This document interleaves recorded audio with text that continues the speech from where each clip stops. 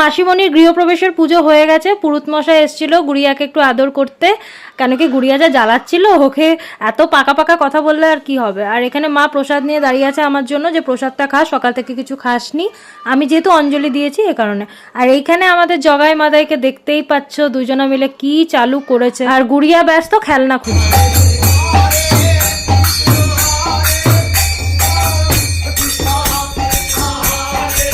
আর এই যে এটা একটা আমার দিদির মেয়ে, তো আইসক্রিম খাচ্ছিল, ওর ভিডিও করছিলাম, খুবই কিউট। আর আমাদের নতুন কে এসছে বলো তো, এই যে শঙ্কু আর কোয়েল, তোমরা এখনই দেখলে ওদের জাস্ট বিয়ে হলো, আর ওদের বিয়ের রেশ কাটতে না কাটতে এখানে চলে আসতে হয়েছে। আর ওরাও এসছে, ওদেরও তো ওপর দিয়ে ধকল যাচ্ছে বলো, এত মানে কাজ গেল একটা এত বড় বিয়ের কাজ। আর ওরাও এখানে খেতে বসে পড়েছে, তো আমি একটুখানি ভিডিও করছিলাম, আমিও বসবো, আমিও ওয়েট করছিলাম ওদের জন্যই।